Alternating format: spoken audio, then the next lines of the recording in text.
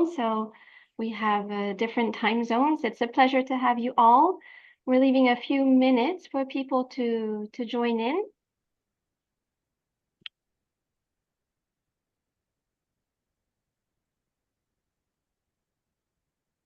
It's very nice to see this strong attendance today.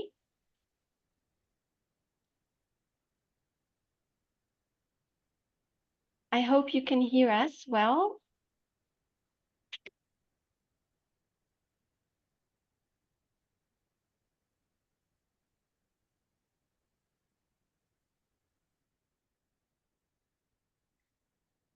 So to introduce this webinar, which is hosted by the Switch Asia program in cooperation with the European Environmental Bureau, I would like to invite our team leader, Dr. Zenaida Fadeva, the team leader of the Switch Asia Policy Support Component, to introduce Switch Asia, which is an EU-funded program, and also to introduce this webinar and this series of webinars that we are opening today with this first of a series that I hope many of you will join over the next months.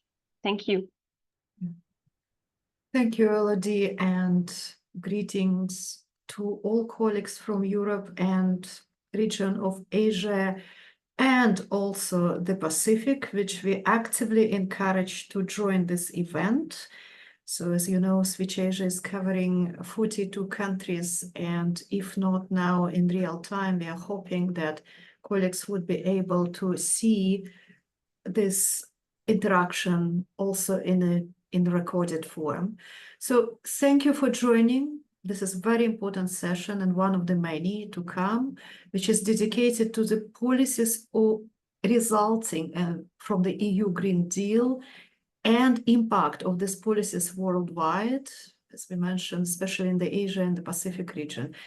Since its launch in 2019, the Green Deal has introduced a series of policies and that are now the key component really of the EU legislation.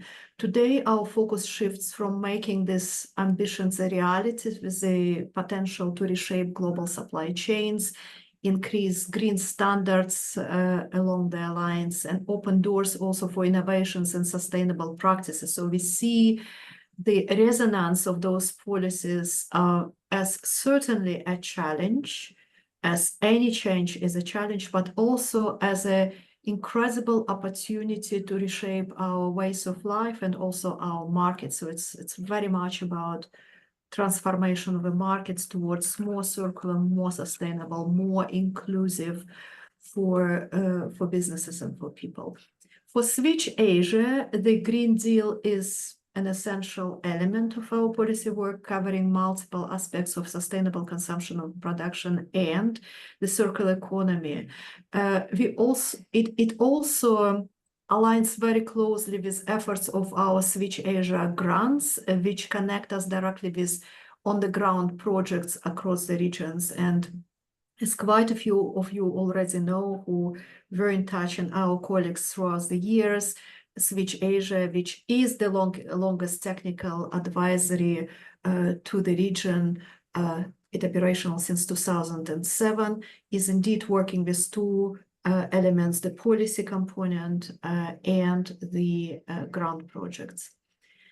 This webinar is co-hosted with the European Environmental Bureau, and it will allow us to discuss the Green Deal broader implications, address the key legislative areas impacting the Asia and the Pacific, and explore how its implementation might inspire similar sub-regional or regional transformation. So we will look at the aspects and tensions or debates within the framing of those policies and laws, and also see, as we will discuss today, implications in the region. And to do that, we also, of course, will be bringing together the speakers and experts both from Europe and from Asia and the Pacific for this dialogue to be mutually cross-fertilizing and beneficial. This is the first webinar in a series of many to come. We are hoping to talk to all of you every 1.5 to 2 months. And while we have some ideas on the priorities for the next webinars, we are certainly very happy to hear from you in the course of this conversation, which aspects and which implications of the EU Green Deal would be particularly interesting for you as policymakers, as business representatives, as a societies to explore further. So we are listening and we are discussing here. With this, thank you once again for joining us, and I look forward to our discussions today. Over to you, Elodie. Thank you so much, Zenaida. So following this introduction, Ms. Patricia Heidegger will provide us with a presentation on the EU Green Deal, really taking stock of where it stands in 2024. Ms. Heidegger is the European Environmental Bureau's Deputy Secretary General and Director for European Governance, Sustainability, and Global Policies. She leads the EEB's work on sustainable development and environmental justice, and she also follows intergovernmental processes at regional and global level, including in the UN Environment Assembly. So we can say that Patricia is well aware about the developments of the Green Deal and what these mean for environmental policy at a global level. So you will actually have access to these slides following the webinar. Patricia gave a short but comprehensive overview of the Green Deal. We have asked her, for the sake of time, to focus on some topics. So you can access the complete overview of the entire presentation that she prepared for today following this webinar. Thank you. And there will be a time for questions at the end of this webinar, but please feel welcome to write your questions in the chat if you have any, and then we can address them as we go. Thank you so much. The floor is yours, Patricia. Great. Hello, good morning, good afternoon, everyone from Brussels. I'm really excited to be here and to be speaking about the European Green Deal and where we are with that in 2024. So what I wanted to share with you is a bit about the origins about the European Green Deal. How did it come about? How is it structured?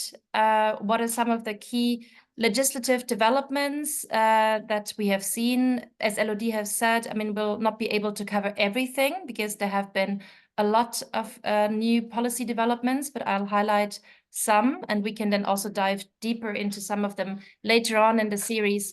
And then I'll be speaking about where we are with the European Green Deal now in a new political environment after elections in Europe and elections in other important parts of the world, and what that probably means for future policy developments in the spirit of the European Green Deal.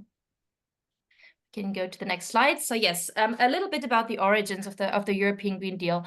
So the Green Deal was first presented in 2019 after the European elections in May 2019, which came at a time where already for months, especially young people had been mobilizing in Europe and also globally, as you will probably remember. In some parts it was called Strike for Climate Strike, Fridays for Future. And in March 2019, we had seen one of the biggest mass mobilizations of this movement. There's a little map here on the slide. All the colorful dots show the places where mobilizations or demonstrations, activities, actions in public space took place on 15th of March. And there was more mobilization in the weeks ahead of the May 2019 European elections. So that definitely had an influence on the elections, but of course also on the political programs of politicians in Europe at the time. The election result then also kind of saw an important increase in the support of green parties across different European countries. Media framed this as the green wave in the European elections. And there was very widespread public support for stronger environmental protection at this moment in time.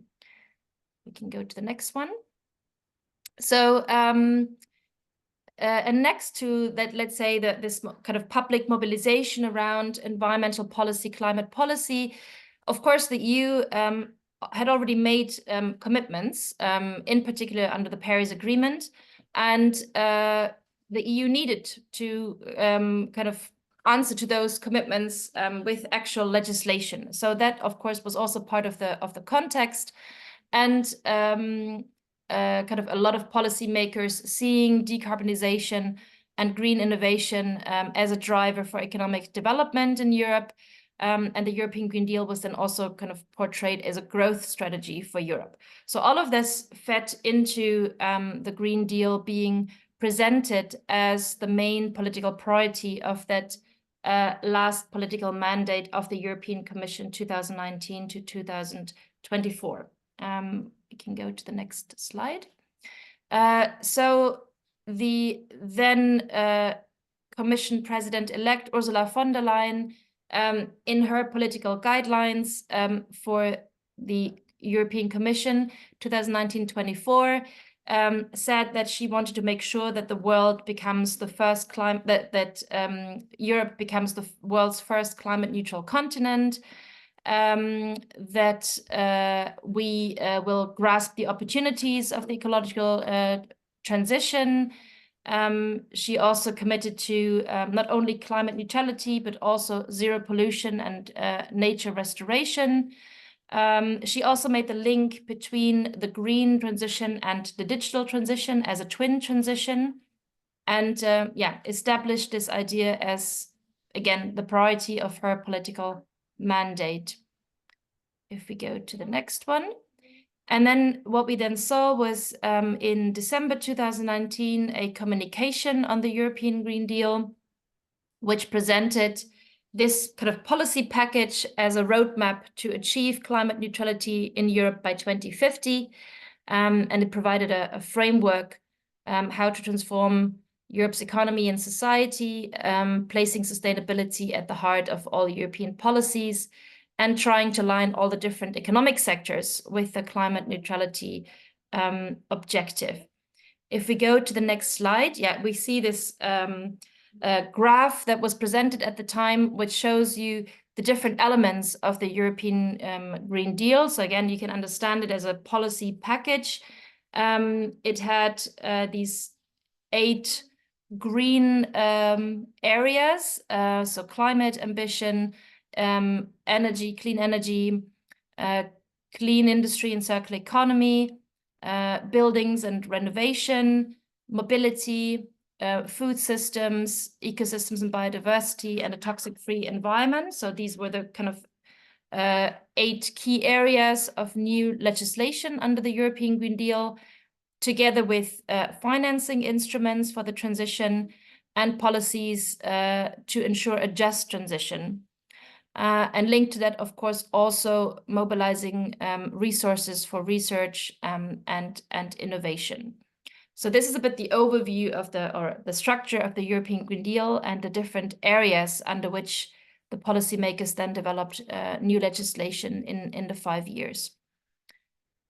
So let's look a little bit more closely at some of the key policy developments that we have seen. I'll try to give an overview across climate and environmental policy, and try to highlight some policies that I think might be particularly interesting for stakeholders in Asia.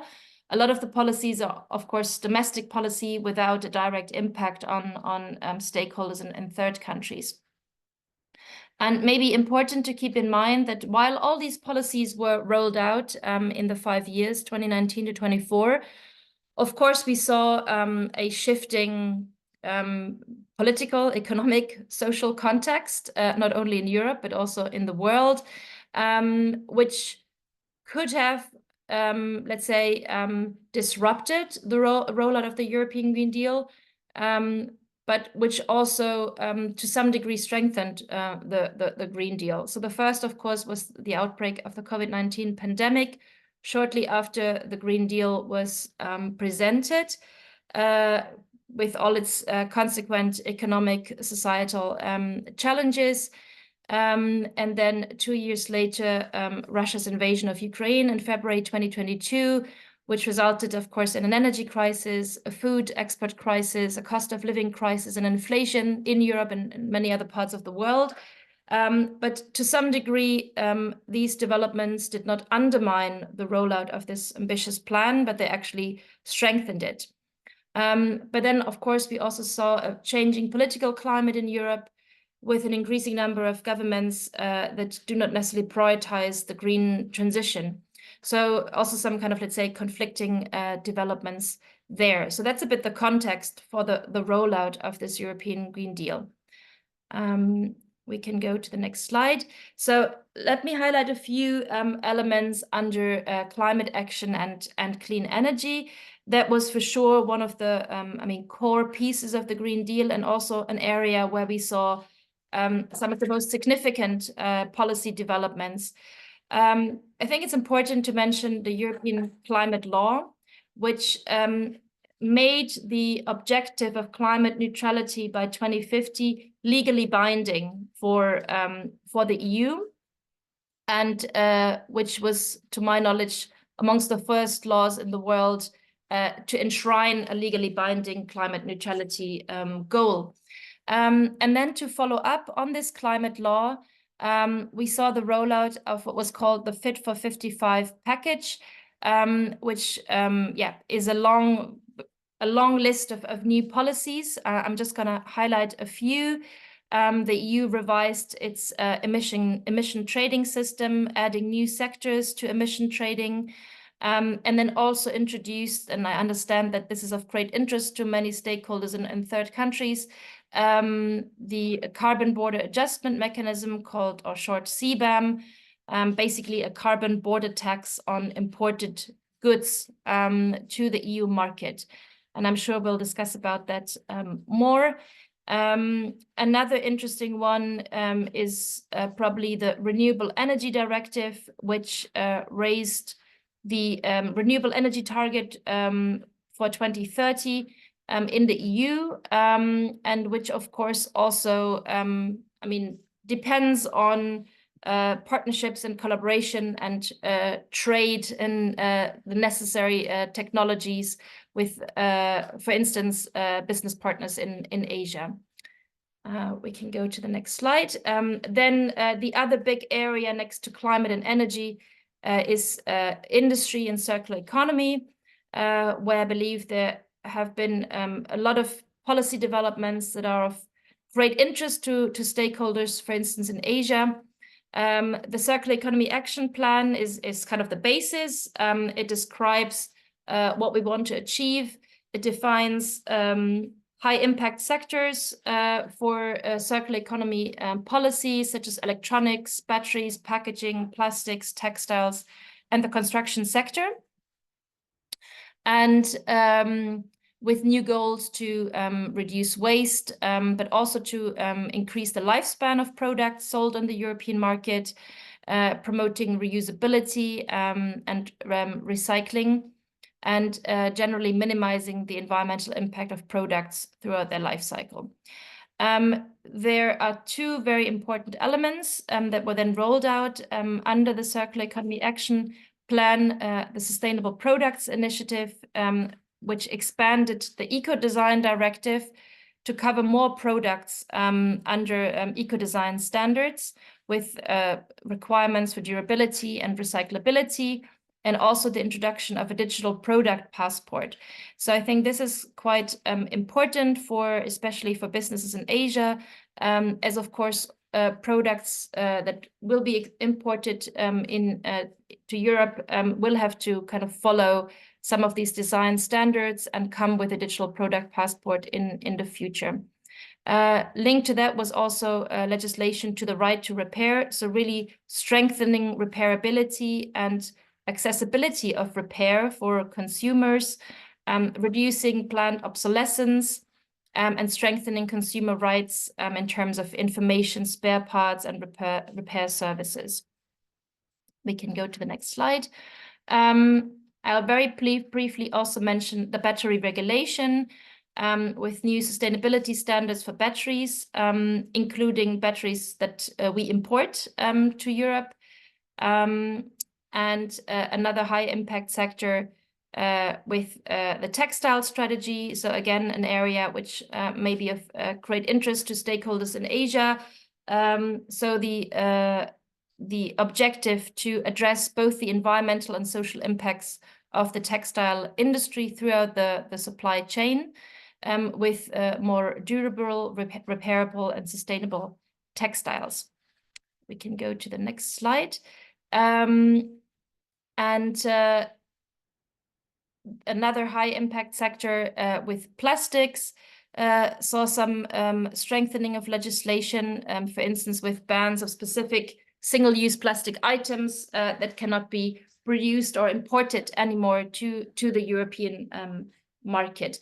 We also saw revisions of the Waste Framework Directive and the Waste Shipment Directive, which are probably also areas that we can dive in a little bit deeper later in the webinar and later in the series of the webinar.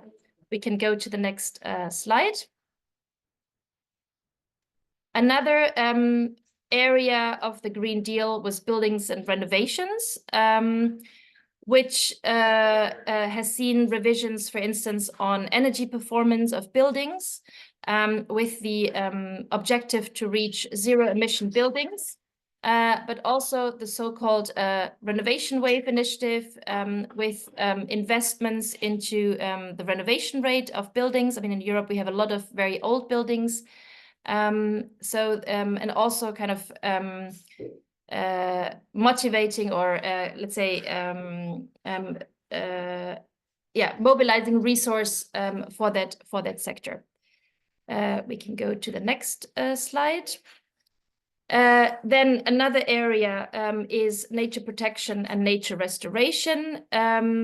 We now have a nature restoration law at European level, which is setting binding targets for nature restoration in Europe. And linked to that, we also have the EU deforestation regulation, which was adopted last year, which aims to reduce deforestation, which is embedded in products imported to the European market. So again, a piece of legislation which is probably of interest to third countries. In Asia, for instance, there will be impacts on products such as palm oil, where those can be linked to legal or illegal deforestation in the countries of origin. So there's a range of due diligence requirements under the deforestation regulation, which will have to be followed by the importers. Next slide.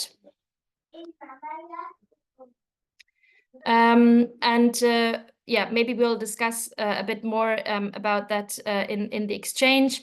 This was also one of the pieces of regulation which has faced some criticism from stakeholders in non-European countries, because there's a concern that these kind of policies will place a heavy burden, in particular on smallholder farmers and producers, or might even exclude them from the European market. And this is also a concern that came also with other new pieces of legislation. We can go to the next one. So I just have two more, which I wanted to cover, which are not, let's say, formally part of the European Green Deal, but which I believe are anyways followed with great interest also by stakeholders outside the EU. It's the Corporate Sustainability Due Diligence Directive, CSDDD in short, which was adopted only earlier this year.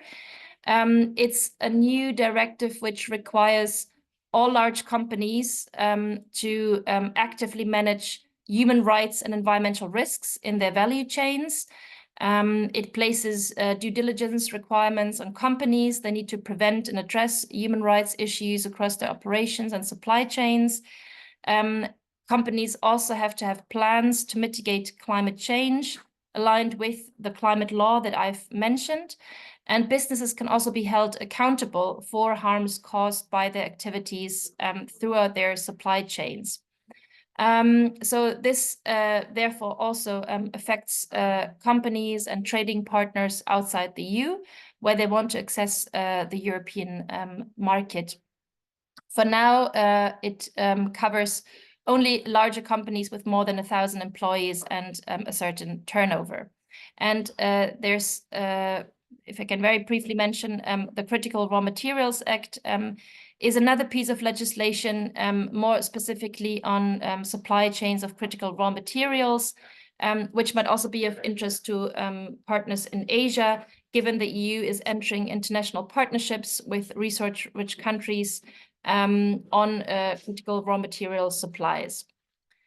And so that was a very short overview of some of the key new policies that were developed. And to close, just a few words about where we stand now in a somewhat new political environment. As you know, we had elections in Europe again this May, with a shift in political majorities. But what we have seen so far with the new political guidelines of the Commission, there is a strong commitment to stay on course with the goals that were set out with the European Green Deal. So there's a strong commitment from the European Commission, but also from the governments of the member states.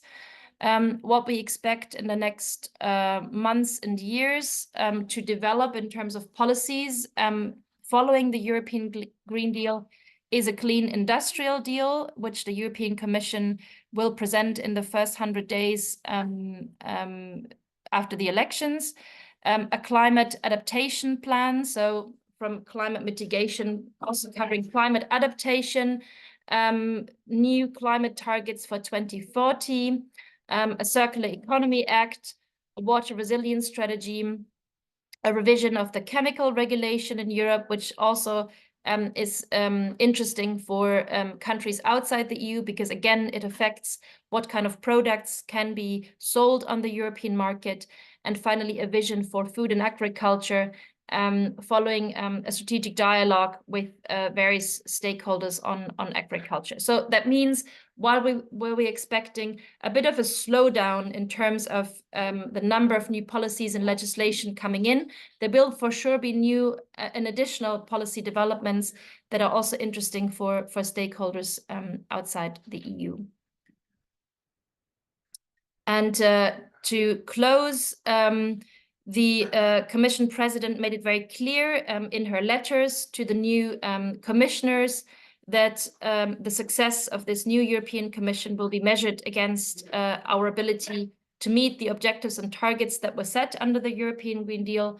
So in that sense, we hope that we will kind of stay on track in this kind of pathway to our transition to sustainability with the European Green Deal, and that we will also see more interesting policy developments in the next couple of years. So I think that is the end of my quick overview of developments in the last 5 years. Thank you, Patricia. I think that was quite a challenge to summarize the European Green Deal in such a short time. But thank you for highlighting the main elements that would be of relevance to the region, to the Asia-Pacific region. And so now we can move to the discussion with our panelists. Patricia will still intervene if she feels that she would like to. I would like to first introduce the panelists. So we are lucky to have Dr. Michael Bucchi, who is Minister Counselor for Environment and Agriculture at the EU delegation to India. Hello, Michael. To Thailand, sorry, you're no longer in India, you're in Thailand. But so you hold PhD from the French National School for Forest and Water Management, and you have great interest in finding pragmatic solutions to adapt to the rapidly deteriorating planetary boundaries, so into the Green Deal, and find partnerships to solve these problems together. So prior to joining the EU delegation to Thailand, you were in India at the EU delegation to India, and you led the dialogue and cooperation between the EU and India on sustainable modernization. We are also joined by Dr. Tanzir Chowdhury, who is a principal economist. Hello, Tanzir. Principal economist at Eunomia Research. Tanzir holds a PhD in economics from the University of Warwick, and he has many years of experience in economics research, teaching, and consultancy about economics and the impact of policies globally. And most recently, you worked on research on the impact of circular policies of the EU in the rest of the world. And we also have, thank you for joining us, Mr. Gert van der Bijl, who is Senior EU Policy Advisor in Solidaridad. Hello, Gert. Gert graduated as a development economist, and before joining Solidaridad in 2009, he worked for the Dutch Ministry of Agriculture. Today, since 2021, he is responsible for European advocacy at Solidaridad Europe, with a focus on the Green Deal and some of the policies that Patricia mentioned, such as the EU deforestation regulation and the Corporate Sustainability Due Diligence Directive. I think we can have a list of acronyms for this webinar, all the policies. And finally, last but not least, Mr. Amit Chatterjee. Thank you, Amit, for joining us. Mr. Chatterjee is senior partner of the European Business and Technology Center in India. He hails from the Indian Institute of Technology in Delhi, and he combines his academic knowledge with 3 decades of practical industry experience with some major brands such as Cadbury, Emerson, Honeywell, Tata Group, and also Chambers of Commerce. So he's a very experienced business voice, let's say, in this webinar.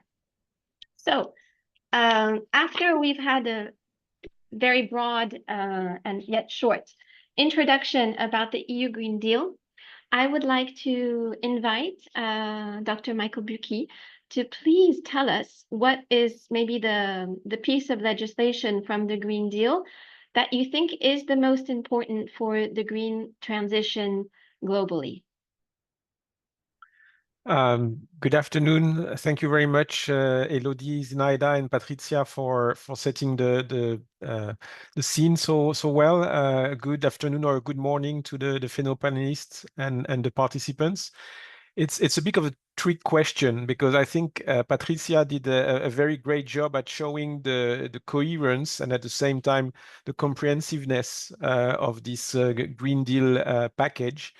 I think I need to start by saying that I've worked within the Commission, the European Commission in Brussels for 10 years, and I left in 2016, 8 years ago, to try and implement all these things that we are trying to design in the international fora or in Brussels to see how they could resonate in ASEAN and in India. So I am double biased, biased from Brussels, biased from Asia. It doesn't make me any more objective. But what I can say with confidence is that the last 4 or 5 years have been truly transformative.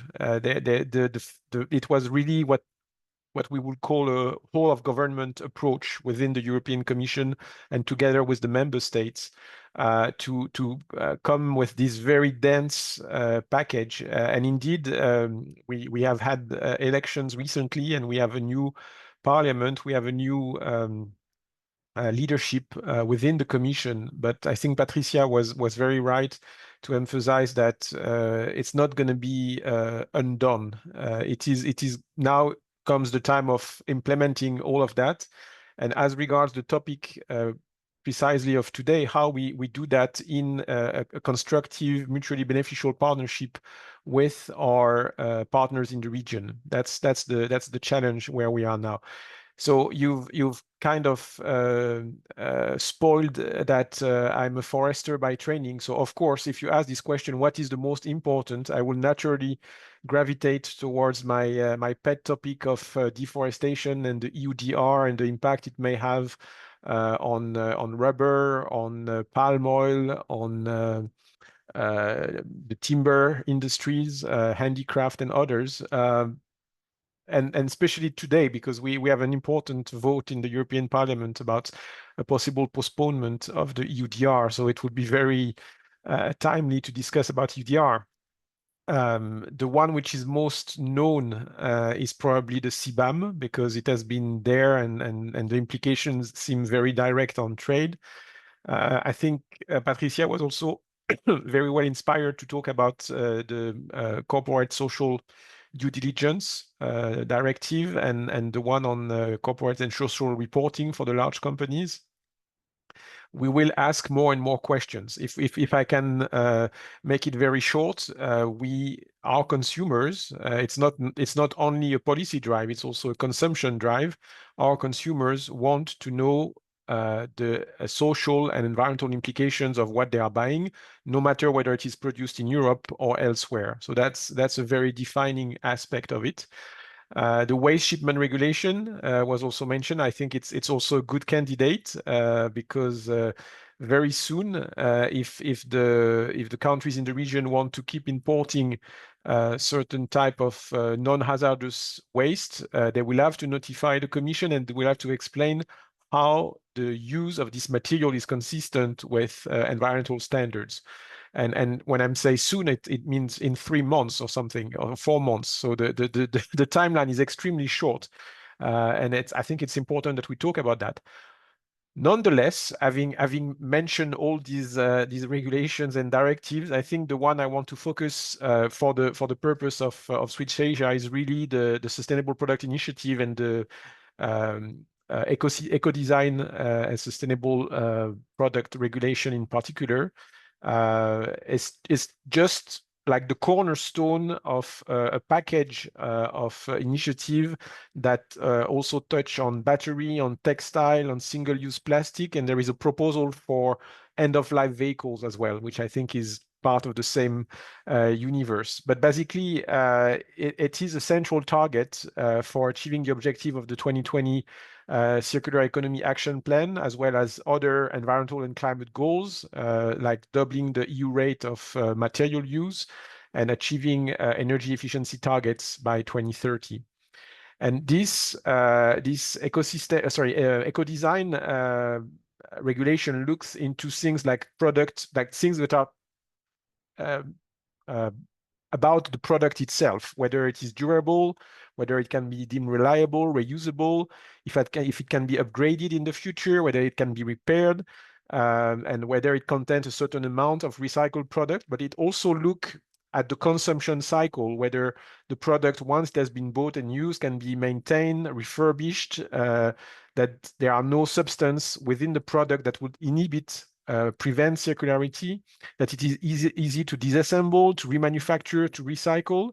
And then after, I mean, outside of the production and consumption patterns, there are certain things regarding the life cycle of the environmental impacts of products, preventing and reducing waste, of course, boosting circular business models. So not only how we build and how we use, but also how we rethink whether we actually need something, whether we can just rent it. I mean, the typical example of that is the light bulb. Of course, if you are to sell light bulbs, you want the light bulbs to die frequently, or at least not to be eternal, because an eternal light bulb you will only sell once.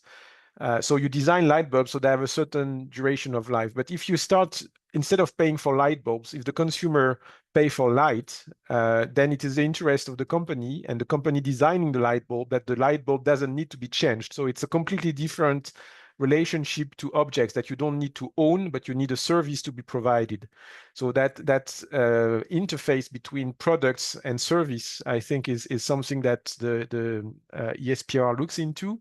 And another important part is to empower the consumers. So you want to make sure that when a product claims to be sustainable, it is actually more sustainable than other products that do not make these claims. So having a substantial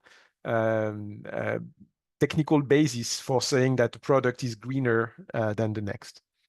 So the comparability and verifiability of green claims and the public procurement as well, how the state themselves buy green. So all these topics are going to be looked into a range of sectors, which will be extended in the future, but at least we'll start with textiles, footwear, construction, batteries, packaging, iron, steel, and aluminum, furniture, tires, detergent, lubricants, chemicals, energy-related products, electronics. So everything that comes to the EU market would have to meet certain standards, both in terms of the quality of the product itself and the information requirements.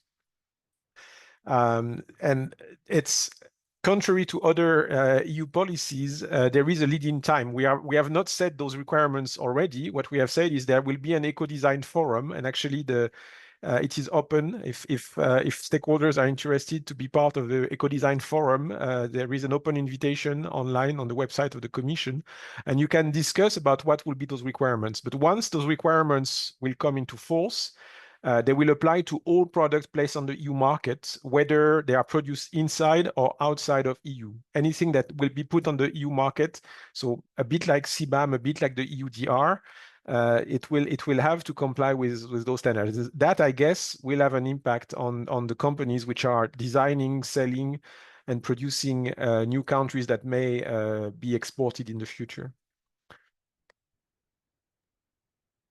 Thank you very much, Michael. I liked how you gave several, I mean, because the Green Deal is so large, they can be important in different ways. Either they're the ones that are better known or the ones that are lesser known, but may have more impact on the long term once everything is defined within the EU. So on this note, I'd like to now turn towards maybe the business perspective in Asia and to have an idea from Mr. Chatterjee on what is the piece of legislation that has the most implications globally and especially for the Asia Pacific region. And Mr. Chatterjee, I'm going to ask you another question at the same time because I can see that time is passing and I'd like you to be able to make your points. I would also like to know from you if you have ideas of any of the ideas of the EU Green Deal have flourished in the Asia Pacific region, and maybe among the business community, what are the actions that are being taken already to comply with the regulations coming out of the Green Deal? Thanks, Elodie, and of course, thanks to Michael for setting the breadth of the Green Deal canvas. It's a mega canvas, and being coming from the business and the operational side, I would now dive deep. And as Michael talked about, right now the most direct impact which is coming from the decarbonization related laws like CBAM is I think on sticking into the minds of the businesses, especially the smaller businesses. To give a background to this, India, I think, exports around 98 to 100 billion US dollars to the Europe countries, and major part of these items which go are based on energy coming from fossil fuels. Like any developing sector, developing country, the economies are based on conventional energies. The transition it will take its own time. So if there is a knee-jerk implementation of the policies and the laws, there's definitely going to be a lot of concern, and that's what we are hearing from the different voices that are coming from the export councils, the trade federations, like the Engineering Exports Council, the Federation of Export Organizations in India. We keep talking to these groups, the clusters and direct companies who are now coming to us and seeking advice. And policy is one thing. You need to link policy to the operating framework. For example, in CBAM, what is exactly the carbon accounting model to be followed? And there are different interpretations of the law. So a lot of awareness building and education is required for the companies, especially the smaller businesses. As you may be knowing that 40% of India's exports comes from the small and medium sector. They're the ones who are usually very much handicapped, financially strapped, don't have the technical abilities. don't have the marketing wherewithal to to address all these challenges if it comes on the head all at once. So they definitely need some support. And most of these for example, the engineering industry in India exports a lot of iron and steel metallurgical products to Europe, which are essentially built based on fossil fuels. So rather than taking a defensive posture, because they are going to the policymakers in the government and they're shouting red, and the policymakers are looking at this particular law more from as a technical barrier to trade, TBT. So there's another TBT coming up, and as you know, policies and geopolitics cannot be separated in today's world. So you'll hear a lot of voices coming from the policymakers that this is an unfair deal. In the long run, definitely this is in the long-term interest for not only Europe and India, it's for the overall humanity that we have to be sustainable. But now the path to sustainability has to be calibrated. It has to be taken step by step, more through a collaborative model rather than one directional imposition of laws from one country to the other.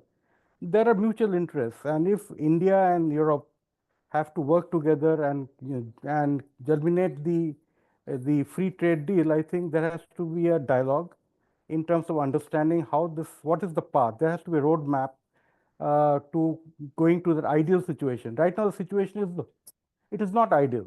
It is not ideal for both EU as well as for India.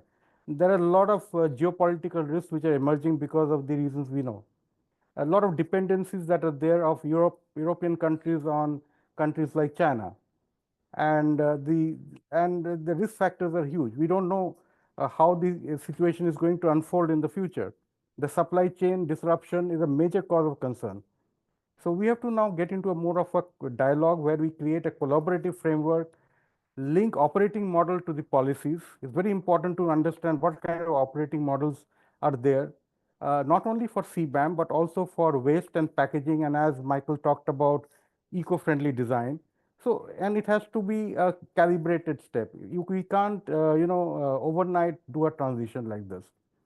Time span is short, I know that, but it has to be a more systematic arrangement and a dialogue happening at both sides. And I'm very happy that Switch Asia and the other groups together have started this initiative. And I think there's going to be greater understanding of the laws, the policies that are getting enforced now through legislations, and evolve the operating model collaboratively. It's very important that we have interface between the policies and legislations of Europe and the policies and legislations that are there, which should be in harmony and coexist with each other rather than in conflict. So this is in brief. And apart from the climate and environment and sustainability angle, I've seen a lot of collaborative work done between India and Japan, India and Korea, in the dimension of quality, for example. Quality, sustainability, they're very much interrelated.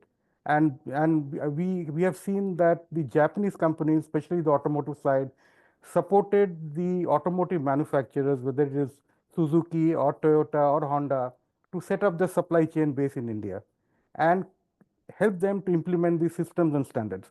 So somewhere similar kind of analogy can be drawn here, where we create the systems and standards and the operating model, which will help both the sides of the EU-India corridor. Over to you. Thank you. Thank you so much, Mr. Chatterjee. I hear dialogue, and I hear the importance of this dialogue. And I also hear a word which will, I think, resonate in the ears of many of our participants, those that I know at least, standards. And I think, yeah, you're completely right. Once we get into the technical detail and that technical understanding of what these regulations means, as you mentioned, for the SMEs, then it will make more sense. And it's sometimes when we talk a little bit at macro level, it becomes difficult to grasp for both sides. Yeah. Yes. Thank you for these points. Thank you so much. And now, thank you. I'd like to turn to Dr. Chowdhury and to ask Tanzir, also combined questions. In your view, what are the biggest challenges to the implementation of the Green Deal, especially in this region, in the Asia-Pacific region? And how can these policies or pieces of legislation from the Green Deal be inspirational for policymakers, and how can there really be these changes that happen? Thank you so much. Thank you, Elodie. Good morning, good afternoon, good evening to all the participants, depending on where you are from. So yeah, very good questions.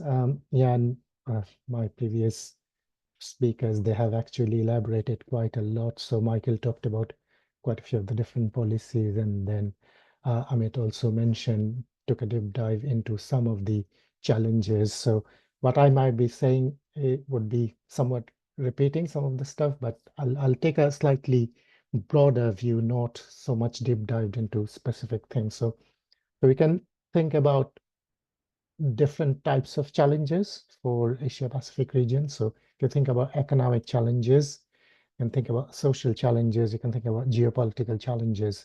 So in the economic challenges, I think there will be a higher production cost for the companies to abide by all these different ESPR sustainable product initiative, all the design changes that would be required for their products. So producers in Asia Pacific region who exports a lot of electronics, textiles, vehicles, all these things to EU, the design changes will actually have a huge implication on cost of production.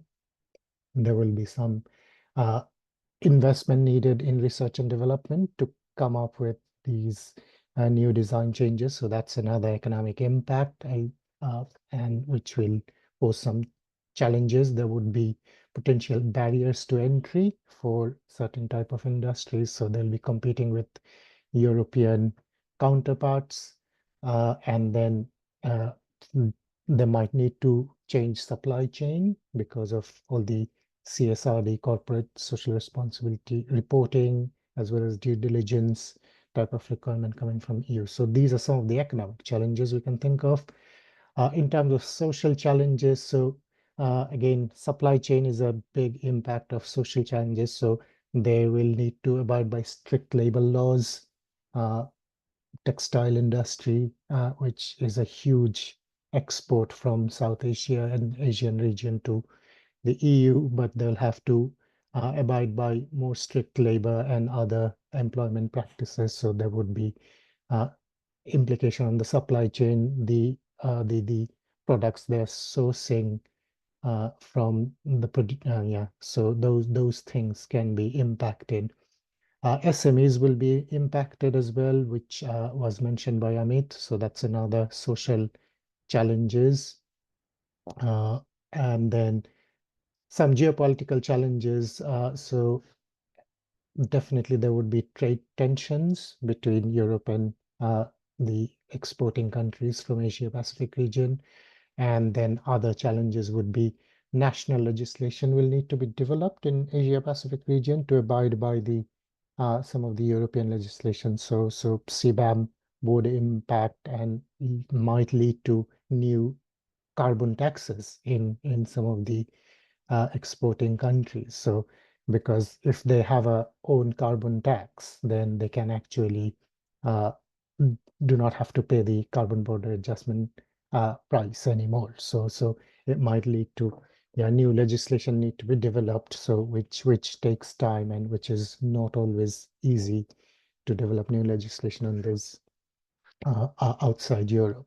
So these are some of the challenges I can think of in terms of European Green Deal, how it impacts the countries in Asian Pacific region. Now, if I think about how these can be inspirational, so not only these poses challenges, but definitely these can also inspire these third countries outside Europe to become more in line with EU legislation and continue to supply the products and into European market. So first thing I can point out is Asia and Pacific region can learn quite a lot in terms of the EU's experience of developing legislation. EU uses something called a better regulation guideline for developing policies. So there's a lot to be learned. And so when one inspiration for Asia Pacific region can be like they don't need to start from scratch, so they can actually learn from all the experience EU have in terms of developing legislation, the policies they follow for taking a legislation from impact assessment to understand the impact on consumers and producers, and then how they go into dialogue with the consultation with the society before implementing legislation, and then how that drives the design of the legislation. So all these things, so taking inspiration from EU's experience of developing legislation and developing national legislation that way. Also, these Green Deal policies can trigger so yeah, new legislation can come up. So like new carbon taxes can be developed in the countries to comply with CBAM. They can introduce other taxes like environmental taxes to reduce pollution, increase recycling, more strict targets for waste management. They'll be impacted by things like waste shipment regulation, which is as Michael mentioned, is happening right now. Yeah, we are currently actually helping the European Commission, the DG Environment, to kind of develop methodologies that how these applications from third countries, which will need to apply to actually import waste from Europe going forward. So under the new waste shipment regulation, and we are basically checking that what are the different practices they'll have to be able to continue to import waste from Europe for recycling. So they'll have to come up with new waste management practices within the country. So that can be another inspiration from the Green Deal. It can trigger more stringent labor practices in the European country, out Asia Pacific region. So these are some of the inspirations from the public sector side, from the national governments. And then these in turn can actually trigger better business practices in Asia Pacific region. So new product innovations, it can trigger, it can inspire developing new standards. I would mention about standards. So to be able to still export product to Europe, so they'll need new standards to be developed. There'll be design innovations. There'll be more sustainable supply chains. So I think these are some of the inspiration they can take from all these implementation of Green Deal in Europe, and that will trickle down to the countries who are supplying product to Europe, as well as importing waste materials from Europe. Thank you. Thank you so much, Tanzir. Thank you for bringing this multifaceted impact, economic, social, and geopolitical, which Amit also hinted at, and also and showing us the possible inspiration of the EU Green Deal in terms of climate tax, and also in terms of maybe design of products and how that will have a trickle-down effect. Thank you. And now I'd like to ask some questions to Gert. So Gert, I'd like to ask you also, such as Tanzir, in your view, what are the biggest challenges to implementing the Green Deal? And what will be their impact in the Asia Pacific? I'd also like to ask you one of the closing questions we have, because we'll ask a few of you this closing question. Do you think the EU Green Deal can be an instrument for partnerships globally, and especially in Asia? And how do you think this will materialize? And finally, I have a surprise question for you, which is from the Q&A. You may have seen it. Someone is asking, how much a fair trade international certification for products to be exported to the EU could help match all these new directives and guidelines. I would imagine that as Solidaridad, you have some elements of answer to that question. Thank you. Thank you, Elodie. I think I will have some elements of answers to all of your questions, so let's try.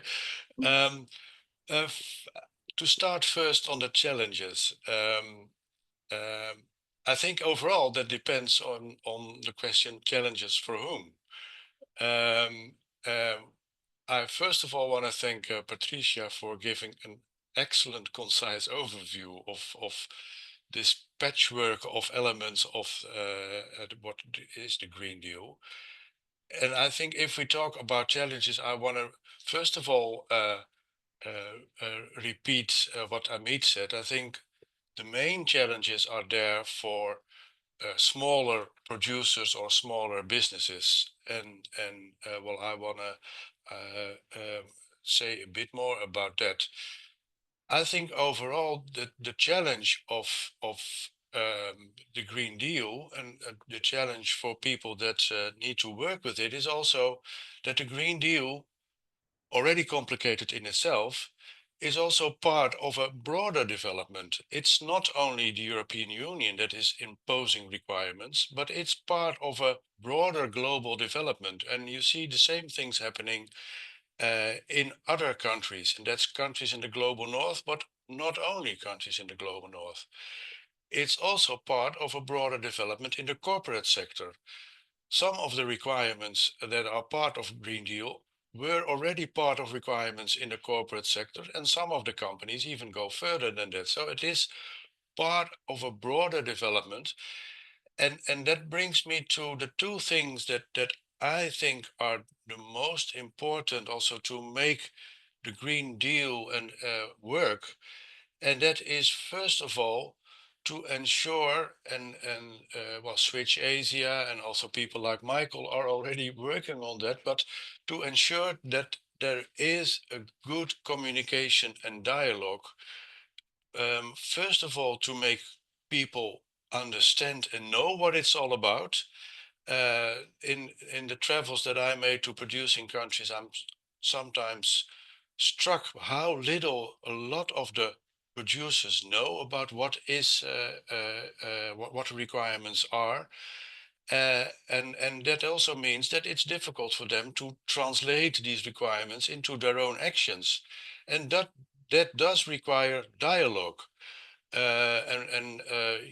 EU delegations in Asia, and that's not only Michael, but also in other countries, are actively working on that. But also I want to add that dialogue also means two-way communication. And not only just telling people in Asia what a regulation is about, but also listen to them. One thing that we as Solidaridad, we are an international development organization working in supply chains in agriculture, but also textiles and leather in 8 Asian countries. One thing that we organized was a session in the European Parliament where we invited smallholders from different sectors, including representatives of smallholder palm oil smallholders in Malaysia, for people in the European Parliament to understand what the EUDR and other Green Deal legislation means for them. And I think that also needs to happen, a dialogue that is two ways, and not just shouting out what the legislation is about. And that, I think, comes also back to my second point. In the end, I think making the Green Deal work is about partnership and is about cooperation. And I think already Amit also explained a bit about that. I think what is really needed is partnership, not only between the European governments, but for all actors involved. And that includes us, that includes companies. I think in the end, what is needed to make most of the parts of Green Deal effective is that companies, NGOs, and governments work together in partnership on the ground to stimulate innovation and to make sure also that, and then I come back to what Amit already said, also to ensure that smaller business are included, because a lot of the legislation involved is about supply chains. So that means that requirements that are part of the legislation are being translated in requirements for suppliers. And to make that work, partnerships throughout the supply chains are needed. It is about data and it is about improvement. And that will only work on the ground if companies, governments, and civil society organizations like ours work together and also include smaller business, be it smaller business in textiles, be it smallholders in the palm oil sector, to first of all understand what it's about, but also to be educated and to have support to comply with all the requirements. Then to the fair trade question, indeed, fair trade can play a role there, as well as other certifications can play a role, certifications that are there in textiles or in palm oil that can be RSPO, but also in Malaysia, MSPO and ISPO. What the European Commission says in most of the requirements in regulations, that is in CSDDD, in EUDR, but also in a lot of the others, is that certification is not a green lane. So you can't say, oh, we're fair trade certified or we are RSPO certified. So then it's 100% certain that you are okay. But a lot of the things that you need to do to certify for fair trade, or also to comply with, for instance, the Indonesian sustainable palm oil certification, are a massive help and include a lot of the requirements in most of the regulations. So it is definitely a great help if you invest in certification, because what most of these certifications require is that you identify sustainability risk and eliminate them. And that is in the end what most of these regulations are about.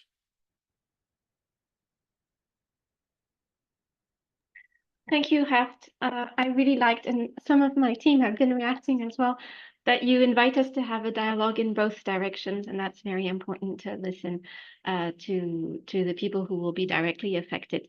And I can see, I live in Laos, and I can see that the coffee sector in Laos will be affected by the EU Green Deal, especially the deforestation regulation. So it's important to listen to those smallholders. Thank you. So I would also like to ask these concluding questions to Michael and also to Patricia to go full circle.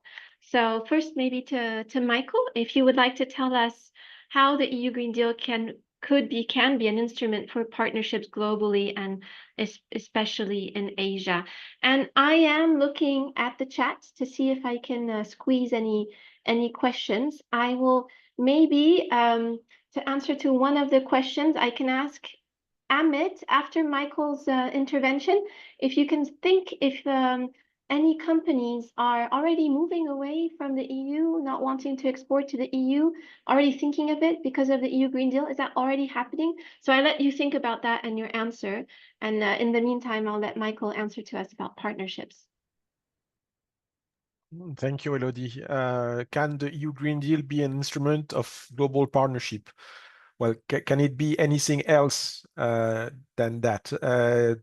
It is, I mean, by essence, and as well as Patricia explained, it is mostly domestic rules, but that domestic rules that will apply also to products and commodities that have been produced elsewhere. So it has a global nature. Many of the regulation and directive do have an external dimension. And you cannot think of the Green Deal in isolation. The Green Deal is like one side of a coin, and the other side is the global gateway strategy. And the global gateway strategy and the EU Green Deal, they aim at sustainable connection. So lasting connections that work for people and for the planet. And this complementarity aims at addressing most pressing global challenges in Europe, but also, and maybe even more so, in the countries of production. So we are not only committing for ourselves, but and even if we were committing only for ourselves, that would not be enough. Now, the whole EU economy is about 1/6. The EU economy is 1/6 of the global economy, and we only represent 9% or less of global emissions. So even if we were to do everything perfect in Europe, that will not solve the climate crisis, that will not solve the biodiversity loss, that will not solve the plastic pollution, and so on and so on. So it has to be a dialogue, and I very much agree that it is a time of change. And as Tanzir and Amit underline, in a time of change, there are risks. But as the Chinese saying goes, it's also a time of opportunity. And already we can see that those countries, those sectors, those companies that have anticipated, that have subscribed and invested in sustainability standards and certification, they have an edge, they have a competitive advantage, because it's easier for them to gather the data that they need to provide and show to their to the EU importers that what they are doing is consistent with CSDD, with CBAM, and so on and so on. And there are certain who are already reporting that their trade in sustainable rubber, sustainable palm oil, legal timber, and so on have increased even before the regulation came into force, because what the regulation does is to give predictability. So those who get the information, those who can engage in the conversation of how it should be implemented, how it can realistically be implemented, they usually benefit. Now, the question on whether there could be just like one global standard that would be all-encompassing, I don't think it is the good answer, because we are breaking new grounds. We are trying new things, and in any case, it's a journey. It's not a goalpost. It's a journey. We will go through iterative improvements on those things, as we have always done. And if we were to accept that certification X becomes the gatekeeper to EU, that would give a very unfair role and advantage to a given organization. So we leave it very open to a competition between different certification approaches, and for the choice of the private companies involved to like natural selection, if I could say, that those which are the most efficient, which are the most cost effective, and also at the same time provide sufficient information, eventually prevail. That said, we cannot leave it only to the magic hand of the market. I believe there is a very strong role for G2G conversation and technical exchange about not so much the alignment of laws, because I mean it's driven by multiple considerations, but the interoperability of the underlying systems. So let me be very specific. If we are talking about the smallholders in the EU deforestation regulation, the system has to be such that even the smallholders, or at least community of smallholders, can easily provide the information. You cannot expect that a farmer somewhere in Kalimantan, in Borneo, is going to encode the shipment of palm oil that would end up in Amsterdam several months later. It doesn't make sense. So there needs to be a system that he gets the information, or he doesn't even have to provide the information, but that the systems that exist to prove the legality and to prove the sustainability of the production, to feed that information at the minimum cost, at the minimum burden to the EU buyers. I mean, that's where we need to go. I don't know how long it's going to take. I'm not sure 1 year or 2 years will be enough. I hope so. But I think it's very important that we anticipate a discussion on the technical means, the technical systems, the digital infrastructure to share this information. I was based in India for 4 years. I was amazed by how strong, out of necessity, India became into making those country-wide digital public infrastructures. That needs to happen. That needs to happen in Europe. That needs to happen across the world, that those systems become able to talk to each other. I don't have a glass ball. Right now, we have new commissioners coming in, so new EU ministers, if you will. What they will decide and what priority they will give, nobody knows.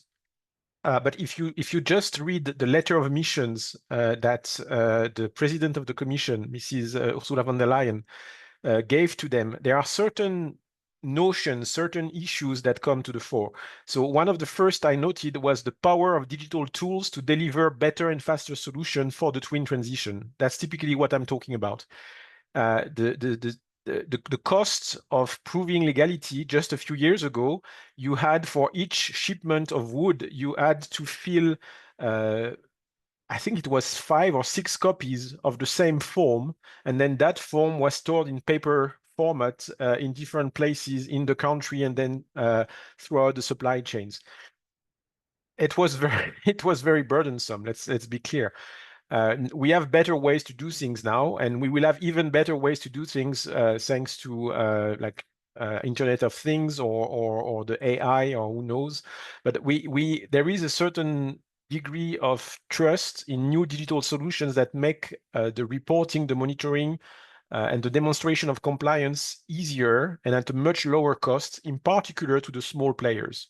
So they don't have to be IT masters, but they would need to be part of an ecosystem, of a digital ecosystem that allow to make it easier for them to prove that they are compliant.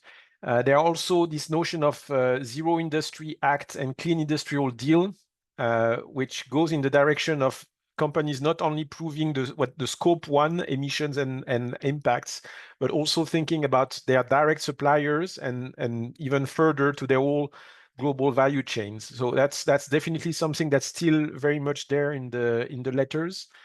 The regulation of systemic standards. I will also echo what was said about standards. Interoperability and standards probably are the two big keywords I would emphasize. The notion of both public and private investments, that the public investments and the public guarantees need to catalyze private investment in infrastructure. So a fair burden sharing between the public and the private sector. And on this notion of dialogue, pertaining in particular to Switch Asia, we have had in the past circular economy mission in India, in Indonesia, in Mexico, and other places.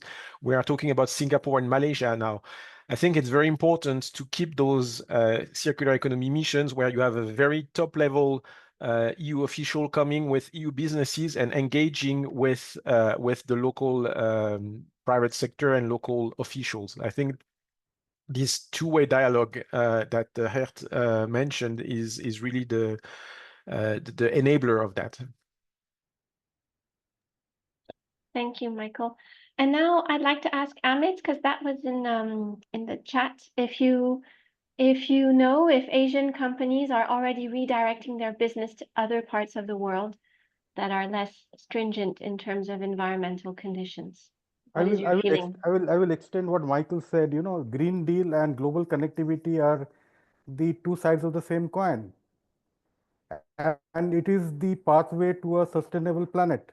So I don't think that's an option. And like Tanzir and Hart said, that partnership and dialogue is the way forward. And we have to figure out a way how we can create that pathway which has meaning to the operations. And there are different mechanisms to do that, standards, interoperability, various mechanisms has to be put in place. So my answer is no. I don't think any company is just going to go away because of this. And as Michael has talked about how innovative India can be specifically when it comes to transition and change, we have to work together so that we have to speed up the pace of change. Now time is, we are fighting against time. Time is running out. So the way forward is dialogue and partnership, and all of us have to sit together and we have to facilitate that dialogue. So I don't think that's an option for any company to move away from Europe or Europe to move away from Asia, because the Green Deal and global connectivity are two sides of the same coin. I hope that gives the perspective of what businesses are thinking. Yes, thank you. They're looking for a solution, not running away, and we have to help them. And And I read in the chat, and then I saw that Gert put his hand up. I read in the chat, there's still a lot of confusion. And if I say a fear factor regarding CBAM and its implication for the textile sector in Pakistan. So CBAM doesn't cover yet the textile sector, if I'm not mistaken, but it may go there. But if other speakers would like to speak about this fear and how it can be alleviated. So maybe first Gert, and I'll leave this comment about the textile sector, which is very interesting, up in the air if some of you want to respond to it. Yeah. Well, I do hear a lot of fear in sectors that are not involved in CBAM about expansion to CBAM to sectors, some of them which I think are not on the agenda at all or yet. But I want to repeat also what Amit said. I don't see major shifts in trade due to EUDR or other regulations, but there are shifts, I think, likely, but not huge. And for instance, in the coffee sector, one Asian country that has, I think, prepared very well for EUDR is Vietnam, and I think they are in a very good position at the European market. And that doesn't mean that they will take over major amounts of coffee exports from other countries, but I think they are quite well prepared, and that will definitely help them. One shift that I do see happening also at a small scale is that companies, for instance, in the palm oil sector, are becoming more reluctant to buy from smallholders for the European markets. That doesn't mean that they don't buy from smallholders, but that to a larger extent will go to Asian countries or other markets, which was already happening because overall smallholders are less likely to be certified, and the European market was already asking for certification. I do hope that this is a short-term effect and that organizations like ours that are working with smallholders in the palm oil sector, and that there are a lot of others working with them, will manage to support smallholders and prepare them for these kind of requirements. Because, as I said, it's likely that not only the European market will ask these kind of things. So it is important to work with smaller producers to prepare them. And one thing that I also want to underline is what Michael said, interoperability, to avoid that there will be a massive amount of different systems that will make things even more complicated for suppliers. I think that is a very important thing, and it's not only the public sector, but I think also, and maybe even first of all, the private sector that should join hands and partner to avoid that there will be a massive amount of different systems that will make life difficult for a lot of suppliers. So also there, cooperation and partnerships, I think, are key. Thank you, Gert. I think that's the word of the webinar, dialogue or cooperation. And I have promised Patricia to get to her and to offer her the opportunity to also answer the question about whether the EU Green Deal can be an instrument for partnerships globally and especially in Asia. And I'd also like to ask you a question that was in the Q&A about the impact of the US elections on the EU Green Deal. What do you think that will be? Thank you. I checked with her. She accepted. So I said it's okay. Yes. Well, on the first question, whether and how far the EGD is a tool for partnership. I mean, I'm building on kind of what the colleagues have said before. I mean, I absolutely believe that it is and must be a tool for kind of Europe's partnership with other parts of the world. I understand kind of various concerns, and I agree with what everybody else has said in terms of increasing partnership and cooperation, capacity building and support with stakeholders in non-EU countries to be able to comply with whatever new rules will apply, especially where you want to export your products to the European market. I think one thing that wasn't mentioned so far in the context of CBAM is that, and I'm saying this as a representative of European civil society, is that many civil society organizations have been arguing that the money that the EU is collecting in the future through CBAM, that all of that money should be reinvested in working with partners in third countries to decarbonize their production. So it shouldn't be money that the EU is just,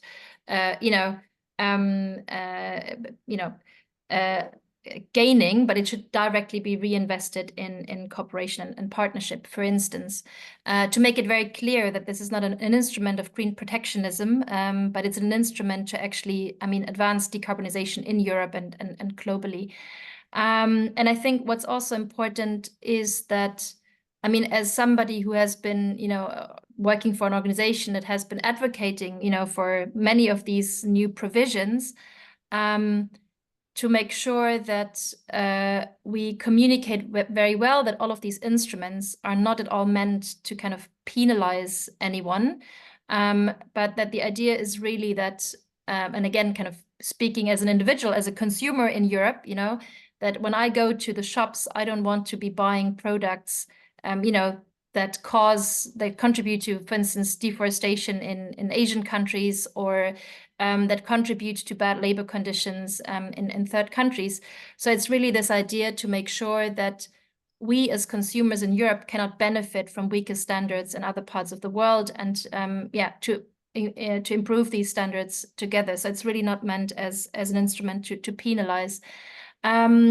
So it's really about making sure that we put enough resources into working with stakeholders, affected stakeholders, to be able to meet these requirements. And indeed, CBAM does not apply to the textile sector. The textile sector might be added in the future. That was one of the questions. But I did mention, and I think others mentioned it as well, Michael, you mentioned it as well, the eco-design standards, for instance, will be rolled out for textiles. So there will be standards that will be applicable also to, for instance, to the textile sector and textile imports to the EU. So there's definitely new standards developing. But shifting to the other question, the impacts of the US election outcomes on the European Green Deal. Well, that's a very big question, and obviously we'll have to see how that plays out. I don't think this is good news for anyone who wants to see progress on climate neutrality and depollution. There's research that shows that a second Trump administration makes it basically impossible to kind of stay within the 1.5 degree warming that we're already seeing, and we will clearly go beyond.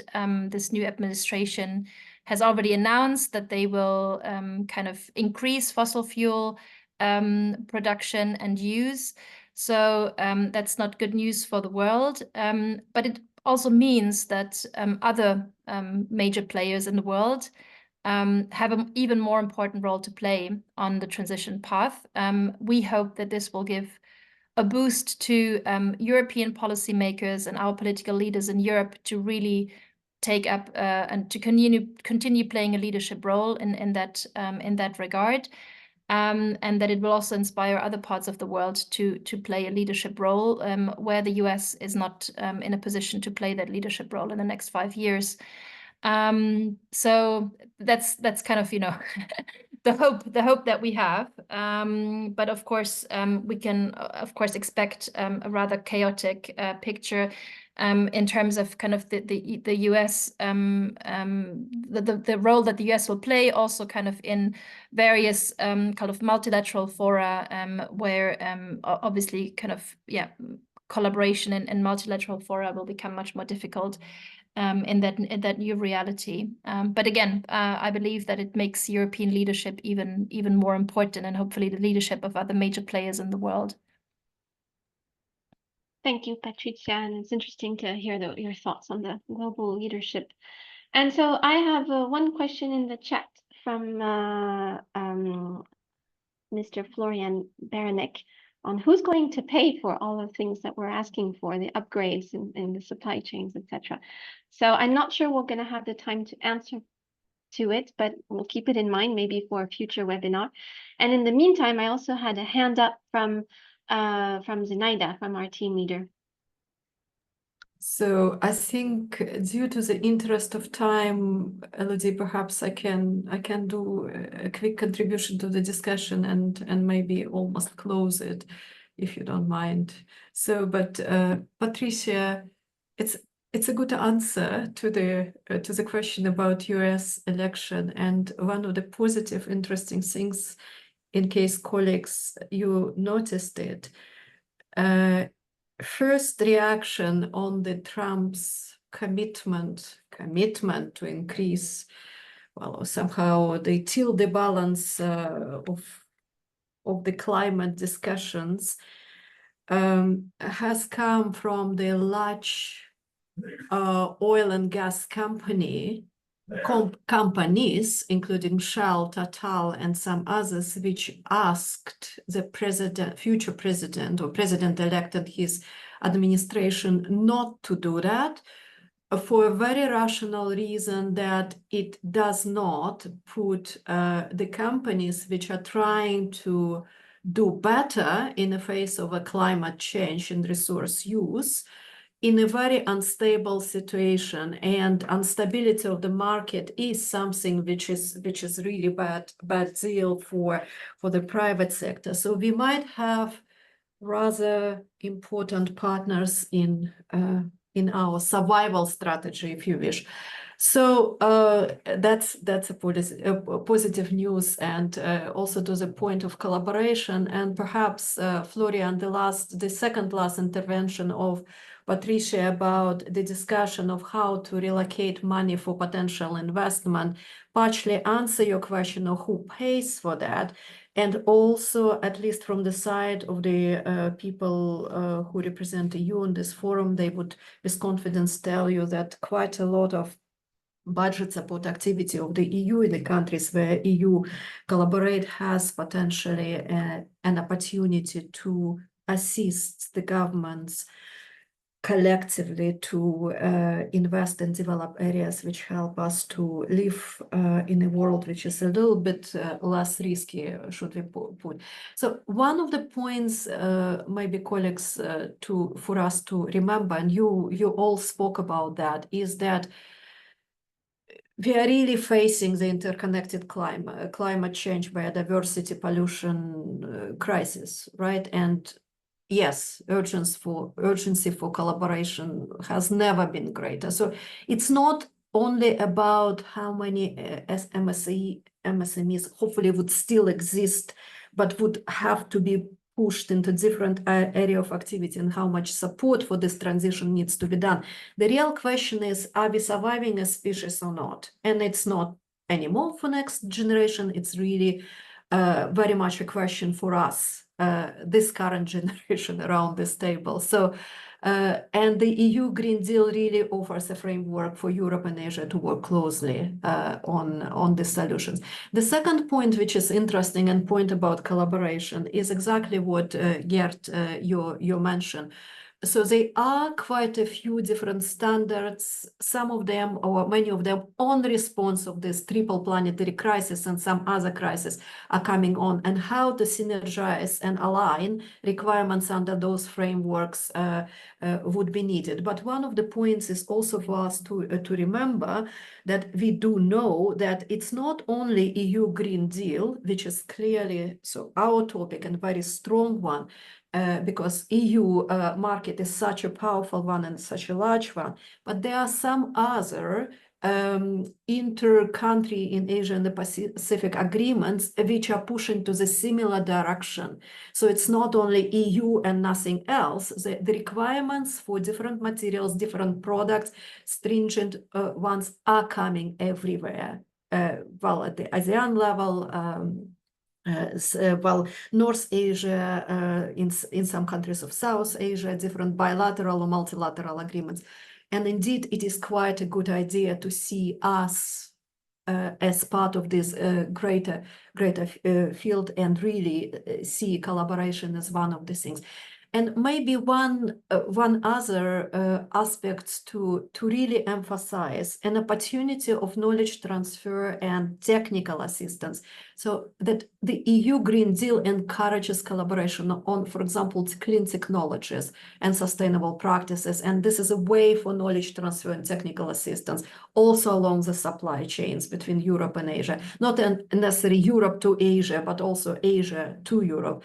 And through initiatives like Horizon Europe, also our Switch Asia, partnership with European Research Institutes, with Asian innovation centers, Asian company, we can access both expertise in green technology and best practices in the areas like resource efficiency, new materials, water conservation, sustainable agriculture, sustainable energy. And it also links very much to the question previously put. So, well, I think Piotr Brazak, Piotr, from you, how come, I think it's Patricia, which is talking about the growing or doubling requirements for materials. Requirements for materials will be coming simply because to fulfill SDGs, we must grow material consumption. How we do it, what materials, and what's happening at the lifestyle of this material really is something which puts the circular economy philosophy and the green at the center. So we must increase, but what we increase and what happened after the first use of the materials, and what innovation and what technical collaboration also across the supply chain happens is a very, very important thing. And European companies and institutions are incentivized to share this advancement already, including technology for carbon culture, waste reduction, energy efficiency processes. And this transfer of knowledge can enable Asian countries, on one hand, and European countries, with understanding of the context which colleagues are now sharing, also to adapt this solution to their unique needs and conditions. So again, this is one of this is the first webinar which is focusing really on the EU Green Deal and other associated initiatives for the future of our societies and our industries and our sectors, our development. So many more to come. I will leave the last word on this to Patricia and Elodie to say that we are happy to have this very complicated discussion, which is not only to exchange of knowledge about that, but also which help us to identify potentially much more nuanced areas of intervention in the future. So it's one of the few complex and interesting ones. Thank you very much from behalf of Switch Asia, and look forward to further discussion. Elodie, Patricia, over to you. Patricia, if you'd like to start. You go ahead first. Okay, so I'll be short. I'll thank everyone. Thank you so much for joining, and please stay tuned for the next webinar, which we plan to have before the end of the year and more related to climate after the discussions in Baku and to the famous CBAM. But this is still under preparation, so you'll stay tuned. It will come soon. Thank you, and Patricia, if you wish to have some Yeah, final just words. really briefly, thank you very much for this first really interesting exchange today, and also thank you for all the questions. And I hope you will come back for the next parts of the webinar series, so we have more time to dive a bit more deeper into some of these really relevant questions. So I think we're taking good note of them, and we'll for sure pick them up in some of the next parts of the webinar series. So a big thank you, and it was super exciting to have this exchange today.